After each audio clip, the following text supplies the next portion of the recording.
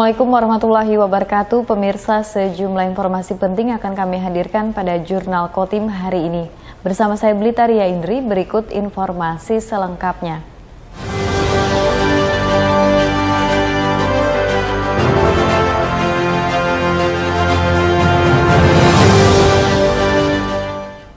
Pemirsa, Bupati Kota Waringin Timur Halikinur melantik 295 pejabat di lingkup pemerintah daerah setempat. Pelantikan untuk meningkatkan kinerja dan inovasi tersebut diantaranya dilakukan terhadap 9 pejabat eselon 2, kepala dinas, dan kepala badan.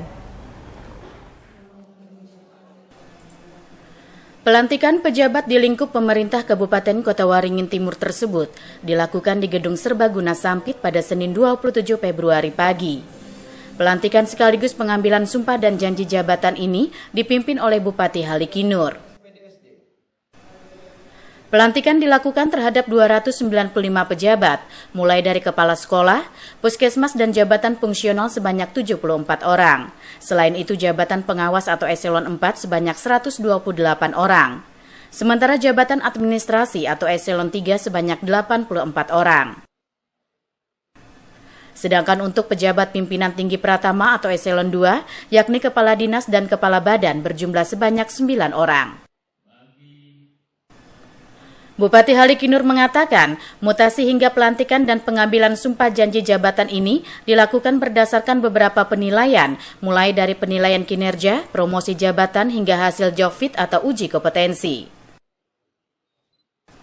Halikinur berharap susunan pejabat baru ini dapat meningkatkan jalannya roda pemerintahan, apalagi di tengah kondisi yang belum begitu normal pasca pandemi COVID-19. Inovasi para pejabat sangat dibutuhkan. Ya tentunya kinerja, dan juga ada yang dipromosikan, ada juga yang memang sudah berakhir masa jabatan karena ada evaluasi, ada juga berdasarkan hasil job fit. Jadi semua kita nilai baik disiplin umum maupun karakteristik yang bersangkutan, dan harapan kita dengan kabinet yang baru ini maka ibarat laju kapal itu lebih cepat. Karena saya katakan sering bahwa saat ini kita dalam kondisi yang tidak normal.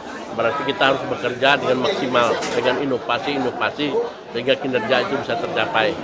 Saya ucapkan selamat bagi yang pejabat yang baru dilantik, dan saya harapkan paling lambat tanggal 1 sudah sertijab masing-masing supaya dari awal Maret sudah start sesuai dengan bidangnya masing-masing. Terhadap pejabat yang saat itu dilantik, Bupati Halikinur meminta agar mereka sudah melakukan serah terima jabatan paling lambat tanggal 1 Maret mendatang. Sehingga pada awal bulan depan, pejabat yang bersangkutan sudah dapat fokus bekerja pada jabatan barunya. Masud Badarudin, Hayat TV.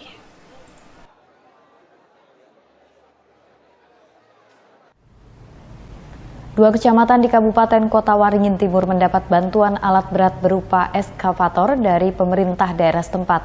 Ekskavator tersebut diharapkan dapat dimaksimalkan untuk pertanian, serta mencegah kebakaran saat membuka lahan dan lainnya. Bantuan 2 unit alat berat ekskavator untuk Kecamatan Mentau Baru Ketapang dan Baamang diserahkan oleh Bupati Kota Waringin Timur Halikinur. Secara simbolis, penyerahan dilakukan di kantor Balai Penyuluhan Pertanian Pelangsian pada Senin 27 Februari. 2 kecamatan di wilayah Kota Sampit ini merupakan kecamatan terakhir yang menerima bantuan ekskavator dari pemerintah Kota Waringin Timur. Bantuan ekskavator sebelumnya telah diserahkan kepada 15 kecamatan di Kota Waringin Timur. Bantuan ekskavator bagi setiap kecamatan ini merupakan janji politik pasangan Halikinur dan Irawati dalam kampanyenya pada pencalonan Bupati dan Wakil Bupati Kota Waringin Timur.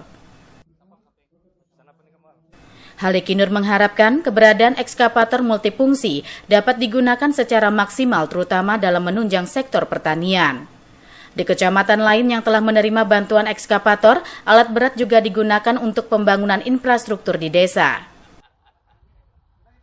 Sesuai janji kita bahwa kita akan juga merealisasikan bantuan alat berat ini untuk Baamang maupun Ketapang. Nah, hari ini sudah kita realisasikan dan harapan kita alat ini betul-betul dapat dimanfaatkan dengan semaksimal mungkin, khususnya membantu kelompok-kelompok tani dan juga di daerah-daerah pemukiman. Jadi bebas penggunaannya, manapun untuk digunakan tentunya secara bergantian kan, karena memang alatnya satu. Dengan kemarin yang 15 kecamatan ternyata laporan yang masuk ke kita, alhamdulillah manfaatnya sangat besar. Jadi kita harus sekian miliar mengeluarkan dana untuk irigasi, sekarang tidak perlu lagi swadaya masyarakat untuk anunya, tapi sudah. Jadi sangat membantu sekali mengurangi beban APBD dan juga cepat sekali realisasi di desa maupun kecamatan itu, karena tidak lagi menunggu tahun anggaran baru proyeknya masuk atau paket kegiatan, tidak, langsung dikerjakan setiap hari dia sudah bekerja.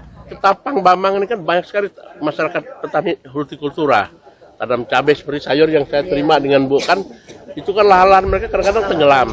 Nah ini bisa digunakan EXA ini, mengolah lahan yang belukar-belukar itu, termasuk persiapkan jaringan irigasinya.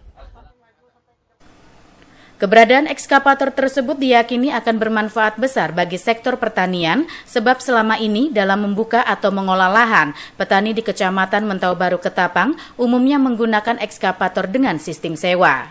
Dengan adanya EXA ini, nanti pada musim-musim penghujan itu akan terkurangi, tidak ada banjir, dan fungsinya adalah untuk normalisasi saluran atau drainase. Yang kedua, untuk mempercepat pembukaan lahan. Sangat dibutuhkan karena tahun kemarin ini, tahun 2022, tanaman horti di Kecamatan Mentau Baru Ketapang itu dampak banjir 37 hektar dan tidak panen karena dampak banjir. Mudah-mudahan dengan EXA ini karena ada saluran, pendangkalan saluran, sehingga dengan adanya EXA ini saluran bisa normal lagi. Bagian petani menyewa yang sangat mahal, berkisar 1 HM 1 jamnya itu berkisar 400 sampai 500 ribu. Dan mudah-mudahan dengan bantuan EXA ini petani akan lebih murah untuk pembukaan lahan, untuk menormalisasi drainase itu kan akan lebih murah. Dengan keberadaan ekskavator tersebut, aktivitas pembukaan lahan khususnya untuk pertanian lebih mudah dan yang pasti dapat menghindari terjadinya aktivitas pembukaan lahan dengan dibakar yang dikhawatirkan menyebabkan kebakaran lahan lebih luas hingga menimbulkan kabut asap. Masud Badarudin, Hayat TV.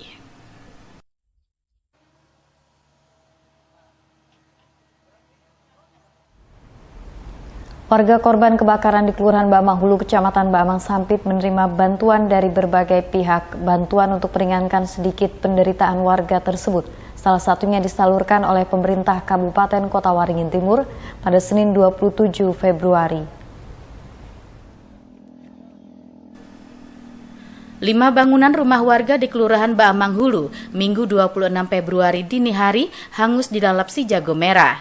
Api juga membakar hampir seluruh harta benda di dalam rumah yang saat kejadian tidak sempat diselamatkan.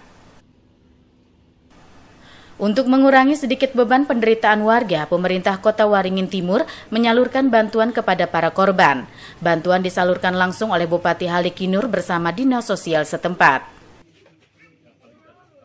Bantuan yang disalurkan tersebut diantaranya berupa sembako, alat dapur hingga seragam sekolah. Pemerintah Kota Waringin Timur juga akan segera mendirikan dapur umum serta mendirikan bangunan rumah semi permanen sederhana yang bisa ditempati sementara oleh para korban musibah kebakaran. Saya pertama atas nama pribadi, keluarga dan pemerintah Kabupaten Timur ikut prihatin terhadap musibah yang menimpa saudara kita khususnya di Bamang Hulu ini, yaitu tadi malam terjadi kebakaran 5 buah rumah, dan ini pemerintah memberikan bantuan sekedarnya dulu, sementara untuk minimal seperti bahan pokok dan juga ada pakaian anak sekolah. Ke depan pun kita akan pikirkan bagaimana membantu saudara-saudara kita yang musibah ini supaya bisa, paling tidak bisa membuat pondok dulu di lokasi yang ada untuk bertahan sementara. Untuk itu sementara ini mereka ikut keluarga-keluarga dulu yang ada di sini, karena dan ini Dinas Sosial juga saya minta sementara ini membangun posko dulu, posko supaya bisa membantu saudara-saudara kita yang musibah ini sementara beberapa hari ke depannya. Warga korban kebakaran merasa bersyukur terhadap adanya kepedulian dan perhatian dari berbagai pihak yang telah menyalurkan bantuan kepada mereka, termasuk dari pemerintah daerah setempat. Untuk sementara, para korban kebakaran menginap di rumah sanak saudara mereka yang juga bertempat tinggal tidak jauh dari lokasi kebakaran. Mewakili keluarga yang kena dampak kebakaran ini, kami banyak berterima kasih kepada instansi pemerintah Kota Waringin Timur beserta jajarannya yang turut prihatin kepada kami yang dapat musibah ini, terutama tadi sudah dari Bupati Pak Haji Halikin Nur kami memberikan apresiasi yang sebesar-besarnya. Untuk sementara warga yang mendapat musibah ini tinggal di mana, Pak? Tempat-tempat keluarga, tempat anaknya. Kebakaran yang menghanguskan 5 bangunan rumah tersebut diduga terjadi akibat konsleting arus listrik. Tidak ada korban jiwa dalam peristiwa itu. Kerugian yang dialami korban ditaksir mencapai hampir 1 miliar rupiah. Masud Badarudin, Hayat TV. Beralih ke informasi lainnya, gelaran dalam rangka launching Universitas Muhammadiyah Sampit melalui event bertitel UMSA Scout Competition 2023, salah satunya adalah Lomba Mini Pioneering. Sebanyak 12 tim dari pramuka penegak Waran Kota Waringin Timur saling adu kreativitas merangkai tongkat dan tali menjadi sebuah model objek yang menarik pada Sabtu 25 Februari. Dengan penuh konsentrasi dan ketelitian meski di tengah teriknya sinar matahari, para peserta lomba mini pioneering tampak memadukan beberapa bahan utama, diantaranya tongkat dari kayu maupun rotan hingga tali temali, dengan teknik simpul atau ikatan. Dalam istilah kepramukaan, kegiatan seperti ini kerap disebut lomba mini pioneering, yakni teknik merangkai bahan utama ini menjadi sebuah model suatu objek yang menarik namun berbentuk mini atau kecil dibanding ukuran normalnya. Objek mini tersebut beragam bentuk, diantaranya menara padang, pintu gerbang, perahu layar, jembatan gantung, hingga model sebuah robot layaknya yang kerap disaksikan pada jenis film animasi. Agar lebih menarik, sejumlah bahan yang digunakan dihiasi dengan cat warna-warni. Para peserta mengaku sangat senang dengan lomba ini meskipun dengan persiapan yang terbatas. Pada ajang yang sekaligus sebagai launching Universitas Muhammadiyah Sampit ini sangat baik sebagai sarana menggali kreativitas dan terpenting pula terjalinnya silaturahmi antar pramuka penegak di Kotim. Sementara itu, menurut salah satu peserta dari SMA Negeri 1 Sampit, Salsabila Alfa, menuturkan mereka menampilkan model berupa robot seperti pada film animasi. Filosofinya, sebuah robot saat ini sangat membantu dalam hal teknologi dengan sisi positifnya. Ide seperti ini dari mana ini? Kalau untuk idenya itu tuh awalnya cuman iseng. Kalau dari saya ya itu tuh terinspirasi dari film atau animasi robot, itu bisa dibilang Gundam lah ya. Nah dari situ ngambil sisi positifnya, karena untuk dijadikan motivasi itu kan kalau robot mengandung sisi positif yang besar ya buat kita semua. Jadi kayak sama kayak pramuka gitu loh, yang memberikan sisi positif untuk semua orang gitu. Mbak Gayung bersambut kreativitas dari Salsabila bersama rekannya ini dengan menampilkan model robot sukses meraih juara 1 berdasarkan hasil penilaian Dewan Juri. Untuk juara 2 direbut SMA Negeri 3 Sampit dan juara 3 diraih SMK Negeri 1 Sampit.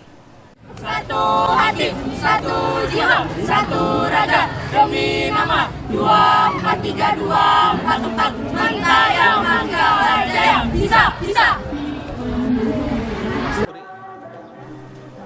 Normansa, Hayat TV. Bertujuan untuk meningkatkan motivasi para pelajar serta menambah wawasan pengetahuan sekaligus mengasah kemampuan yang selama ini didapat melalui proses belajar mengajar di sekolah, sebanyak 45 peserta antusias mengikuti lomba ranking 1 pada Sabtu 25 Februari. Meski telah berupaya keras menjawab materi soal yang diberikan tim juri, jumlah dari peserta lomba ranking 1 tampak mulai mengerucut seraya meninggalkan ruang perlombaan ini satu persatu. Disertai suasana hiruk-pikuk hingga dukungan penonton yang berada di luar tempat lomba, momen ini sekaligus pula dalam rangka launching mulai operasionalnya Universitas Muhammadiyah Sampit. Tentunya lomba ranking 1 ini sebagai kegiatan yang sangat bermanfaat bagi siswa-siswi karena selain menambah pengetahuan juga mengasah kemampuan serta menambah pengalaman dan menggali kembali apa pelajaran yang telah didapat di bangku sekolah. Adalah siswi atas nama Septi Ayu Fadilah yang akhirnya tampil sebagai juara pada lomba ranking 1 ini setelah berhasil unggul dari 44 peserta lainnya. Tak pelak, suasana tangis haru penuh kebahagiaan turut terpancar pada momen ini. Sebelum mengikuti lomba, siswi yang akrab dipanggil Cece oleh rekannya ini mengaku gugup dan takut kalah. Namun berkat kepercayaan diri dan persiapan yang telah jauh hari dilakukan, akhirnya membuahkan hasil yang optimal.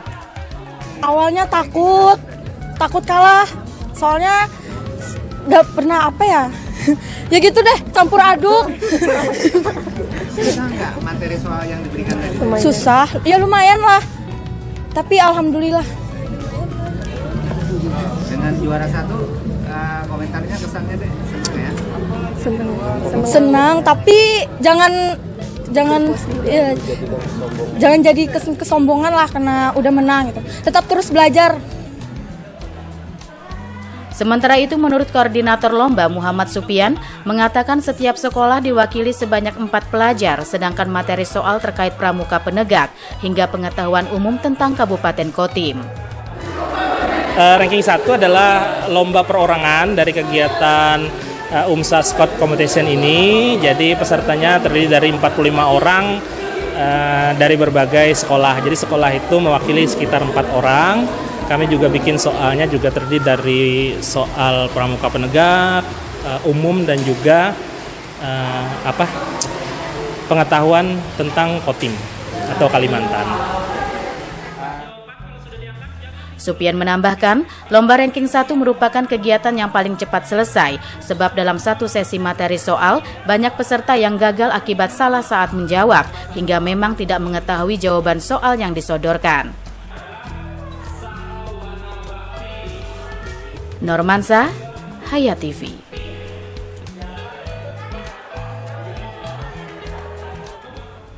Sementara itu pemirsa dalam upaya melahirkan pelajar yang kreatif, inovatif, dan tangguh, sebanyak 19 peserta saling unjuk kreativitas melalui lomba digital poster competition yang diinisiasi Universitas Muhammadiyah Sampit. Wakil Rektor 3 Universitas Muhammadiyah Sampit, Ali Fermana Wiguna, mengapresiasi kepada para finalis digital poster competition tingkat SMA sederajat sekabupaten Kota Waringin Timur ini yang tampil dengan penuh percaya diri dan tangkas menyampaikan presentasi sekaligus menjawab pertanyaan yang disodorkan tim penilai setempat. Menurut Ali Fermana, di ajang yang mungkin tidak semua orang memahami cara pembuatan poster digital ini, seiring dengan kemajuan teknologi dan informasi, rupanya dimanfaatkan betul oleh para finalis dengan hasil karya mereka. Sesuai tema, yakni melangkah maju bersama Universitas Muhammadiyah Sampit. Terima kasih atas apresiasi Anda hadir dan ikut serta mengikuti lomba poster digital ini. Mudah-mudahan bermanfaat dan bermakna buat kita semua. Dan juga kepada Bapak Ibu Dewan Guru dan juga kepala sekolah, kepala madrasah, terus untuk memberikan kesempatan kepada peserta didiknya mengembangkan minat dan bakatnya. Nurul Masyuroh dari Panitia Pelaksana Digital Poster Competition mengungkapkan digelarnya event ini sebagai sarana untuk mengenalkan Universitas Muhammadiyah Sampit di kalangan generasi muda. Selain itu guna memotivasi para pelajar di Kotim untuk terus berkreasi dan berkarya sebagai generasi penerus bangsa. Upaya kami untuk memperkenalkan UMSA ini sendiri yaitu dengan salah satunya membuat lomba digital poster competition. Diharapkan dengan diadakannya ini kami UMSA dapat menampung dan terus memotivasi siswa maupun siswi yang ada di Kabupaten Kota Waringin Timur ini untuk terus berkarya dan terus mempunyai kreativitas yang tinggi. Sementara itu menurut salah satu peserta Bunga Aprilia dari SMA Islam Terpadu Al-Madaniyah Samuda menjelaskan peralatan dasar dalam pembuatan poster digital adalah komputer, aplikasi Corel Draw maupun aplikasi lainnya. Tidak hanya itu termotivasi untuk lebih mendalami program digital ini karena merupakan salah satu kegiatan eskul di sekolah. Biasanya perlengkapannya pakai komputer, terus menggunakan aplikasi CorelDRAW. Bisa juga dikombinasikan dengan aplikasi lain sesuai kebutuhan. Dari pertanyaan diajukan Dewan Juri, susah nggak tadi? Alhamdulillah untuk pertanyaannya masih bisa dijawab. Selama ini kalau di sekolah untuk digital poster nih ada pembelajaran juga Dede? Ya, ada eskulnya di sekolah disediakan juga. Melalui digital poster competition ini tentunya membawa pesan-pesan edukasi, informasi dan inspirasi bagi yang melihatnya agar lebih menarik. Juga harus diperhatikan komposisi konten dan gambar, penggunaan simbol serta memberikan nilai melalui bahasa yang bijak. Universitas Muhammadiyah Sampit, dekat dan berkualitas. Jaya, jaya, jaya!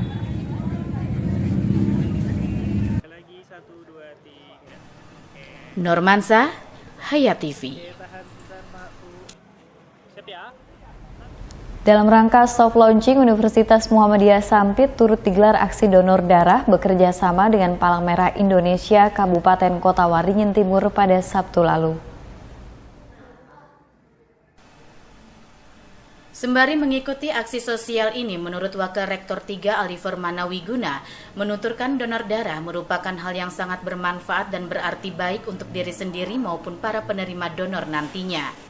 Kegiatan ini dilaksanakan atas kerjasama antara Universitas Muhammadiyah Sampit dengan Palang Merah Indonesia Kabupaten Kotim. Kegiatan donor darah ini, ungkap Ali Firmana, merupakan bentuk nyata UMSA Sampit guna meningkatkan kepedulian sosial terhadap masyarakat yang membutuhkan donor darah serta memenuhi kebutuhan ketersediaan darah di PMI Kabupaten Kotim. Setetes darah sangat berarti untuk setiap orang yang membutuhkan. Maka dari itu dengan menyumbangkan darah berarti kita telah menyelamatkan jiwa orang yang membutuhkan, tegasnya. Ali Firmana menjelaskan, kegiatan donor darah ini juga sebagai bagian dari kegiatan soft launching Universitas Muhammadiyah Sampit untuk membantu PMI Kotim yang diharapkan bisa membantu dalam rangka menjaga ketersediaan stok darah yang sewaktu-waktu dibutuhkan masyarakat. Tandasnya. Terpenting, jajaran Sivitas Akademika Universitas Muhammadiyah Sampit akan terus melakukan hal positif dan bermanfaat bagi masyarakat. Salah satu cara adalah dengan aksi donor darah ini. Normansa, Hayat TV.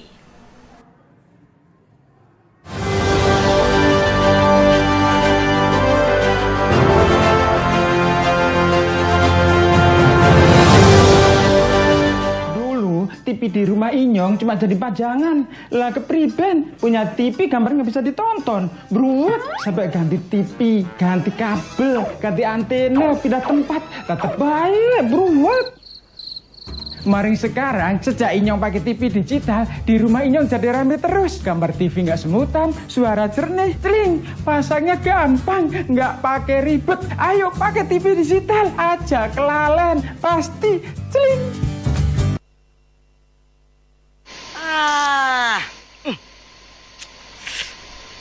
Gambarnya jangkrik.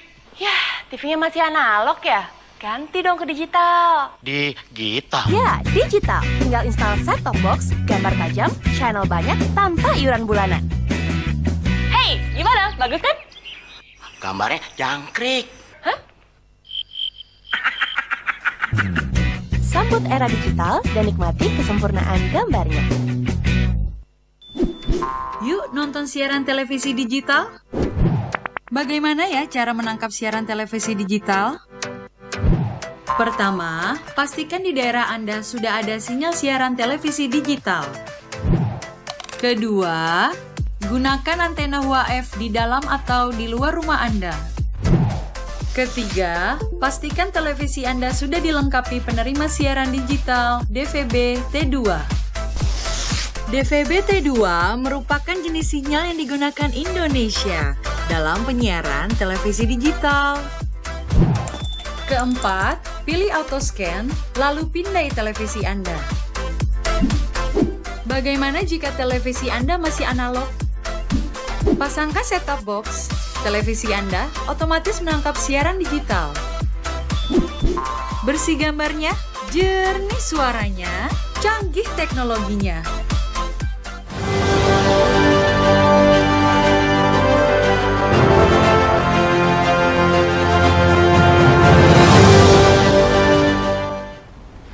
Beralih ke informasi seputar Kabupaten Kota Waringin Barat, tim penilai DPR RI Kementerian Pemberdayaan Perempuan dan Perlindungan Anak Republik Indonesia melakukan penilaian standarisasi dan sertifikasi ruang bermain ramah anak di kawasan Taman Kota Manis, Pangkalan Bun. Kementerian Pemberdayaan Perempuan dan Perlindungan Anak atau Kemen PPPA Republik Indonesia terus mendorong pemenuhan hak bermain bagi anak, salah satunya dengan membuat ruang bermain ramah anak atau RBRA. Kemen PPPA melakukan sertifikasi bagi daerah yang memiliki RBRA. Sertifikasi itu bertujuan menciptakan RBRA yang memenuhi standarisasi keamanan dan kenyamanan bagi anak dalam rangka percepatan, dan ini menjadi indikator terwujudnya Kabupaten Layak Anak. Memastikan bahwa negara hadir untuk menyediakan hak bermain anak dengan memberikan ruang bermain anak. Hak bermain harus diimplementasikan dan harus menyenangkan, aman, serta terlindungi. Oleh karena itu, sejak tahun 2018, Kementerian PPPA telah melaksanakan proses standarisasi dan sertifikasi ruang bermain anak atau RBA menjadi ruang bermain ramah anak atau RBRA. Tersedianya RBRA menjadi hal yang sangat penting, mengingat kegiatan bermain bermanfaat dalam tumbuh kembang anak, yaitu meningkatkan kecerdasan intelektual dan pengetahuan, toleransi dan hubungan sosial, komunikasi dan bahasa, serta kemampuan motorik, sensorik, dan keterampilan anak. Di Kabupaten Kota Waringin Barat sendiri, salah satu taman yang menjadi penilaian standarisasi dan sertifikasi ruang bermain anak atau RBA menjadi ruang bermain ramah anak atau RBRA, yakni Taman Kota Manis Pangkalan Bun di kawasan Bundaran Pancasila. 2 orang tim dari Kemen PPPA yang diwakili Thomas Rizal selaku perencana ahli media Kementerian Pemberdayaan Perempuan dan Perlindungan Anak, serta Pujo dari bagian auditor, didampingi Dinas P3A P2KB Kabupaten Kobar, perwakilan Dinas Perhubungan, serta perwakilan Dinas Perpustakaan dan Kearsipan Daerah, mengelilingi serta melihat satu persatu sarana dan prasarana yang tersedia di taman tersebut pada hari Senin pagi 27 Februari 2023. Menurut tim dari Kemen PPPA Republik Indonesia, Thomas Rizal mengatakan di mana dalam pemenuhan hak anak ini, salah satunya hak anak untuk bermain, mengisi waktu luang dalam rangka proses tumbuh kembang serta harus menyediakan ruang bermain bagi mereka. Selain itu, ini merupakan salah satu percepatan Kabupaten Layak Anak, di mana ada 12 indikator yang harus dipenuhi daerah, yakni harus menyediakan infrastruktur yang ramah anak. Kami mempunyai program kerja untuk menstandarisasi ruang bermain anak menjadi ruang bermain yang ramah anak. Proses ini sudah kita mulai dari tahun 2014 ya. Kita ada tim ruang bermain ramah anak, kita punya pedoman standarisasinya, dan sejak 2018 kita sudah menstandarisasi 56 ruang bermain yang ramah anak. Itu 2 tahun 2018-2019. Dikarenakan pandemi COVID, ruang bermain anak Taman Manis ini hanya kita standarisasi secara online di tahun 2021. Oleh karena itu, karena COVID sudah berlalu dan sekarang kita ada di kenormalan baru, kami melakukan audit secara offline untuk melihat proses penilaian yang sudah dilakukan sebelumnya secara online di tahun 2021. Oleh karena itulah kami hadir hari ini, kebetulan kami hadir berdua dengan Pak Pujo sebagai auditornya. Kita ingin melihat kesesuaian apa-apa yang sudah diisi ke dalam borang penilaian dengan kondisi yang ada di lapangan, terutama di Taman Manis di Pangkalan Bun ini.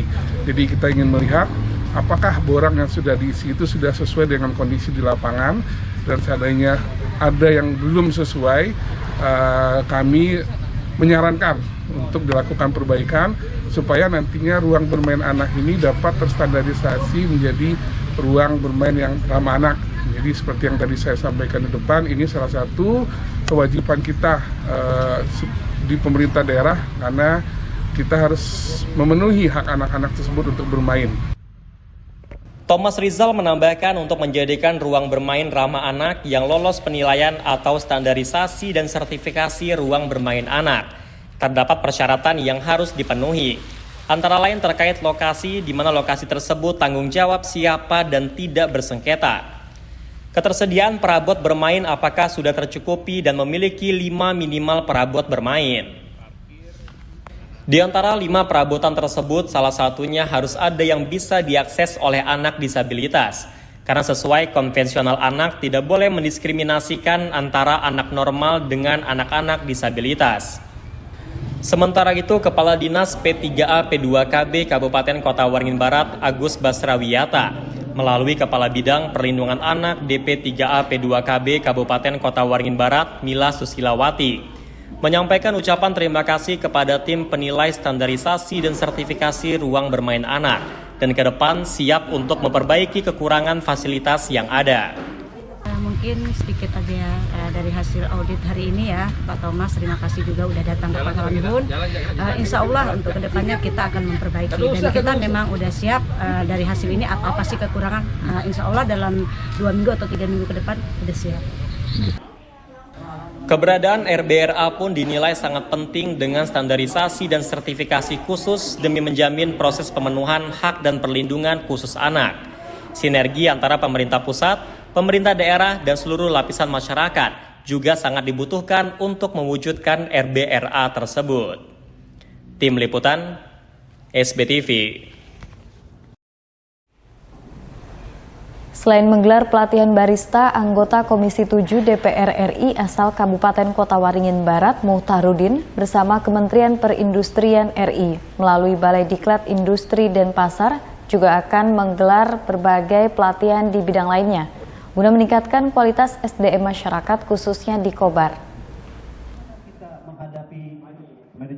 Selain pelatihan barista, anggota Komisi 7 DPR RI asal Kabupaten Kota Waringin Barat, Kalimantan Tengah, Muhtarudin, bersama Kementerian Perindustrian Republik Indonesia melalui Balai Diklat Industri dan Pasar, juga akan menggelar berbagai pelatihan di bidang lainnya guna meningkatkan kualitas SDM khususnya di Kabupaten Kota Waringin Barat dan sekitarnya.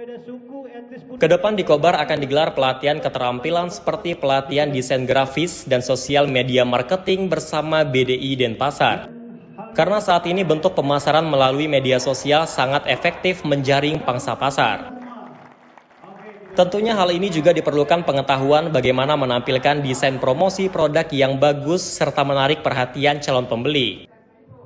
Menurut anggota DPR RI Muhtarudin, dalam pelatihan barista yang telah digelar di Palangkaraya, Kotim, dan Kobar, diharapkan bisa menghasilkan output yang memiliki skill mumpuni dalam hal penyajian produk kopi pada konsumen. Dan perlu diketahui saat ini peluang usaha kopi di berbagai tempat sangat berkembang pesat. Kedai kopi atau kafe banyak dikunjungi masyarakat untuk bersosialisasi sambil menikmati sajian kopi. Hal ini juga berdampak semakin banyaknya anak muda yang masuk dalam bisnis pengolahan produk kopi. Anak-anak muda yang berminat untuk meningkatkan skillnya di bidang pengolahan kopi. Ya. Terus yang kedua, saya melihat juga peluang usaha kopi di Kalimantan Tengah ini juga cukup menjanjikan. Gitu ya. Artinya trennya itu tumbuh positif. Kedai-kedai kopi shop di Kalimantan Tengah ini kan semakin hari kan juga semakin banyak gitu ya, menjamur lah di mana-mana. Nah oleh karena itu ini peluang yang harus dimanfaatkan. Nah itulah kenapa pelaksanaan barista 1, 2, dan 3 di Kalteng itu dilaksanakan. Gitu ya. Tentu juga akan dilakukan pada bidang-bidang lain pada waktu-waktu yang akan datang. Tidak hanya itu, tetapi memang sasaran saya adalah ini peluang usaha masa depan dan yang digandrungi anak muda. Nah, jadi kita memang menyasar kaum milenial.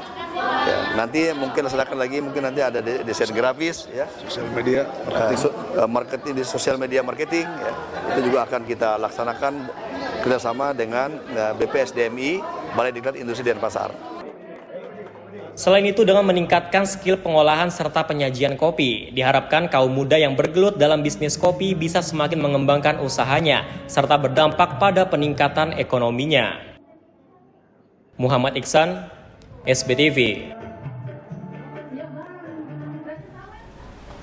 Demikian pemirsa, informasi tadi menutup perjumpaan kita kali ini. Mewakili kerabat kerja yang bertugas, saya Blitaria Indri mohon undur diri dari hadapan Anda.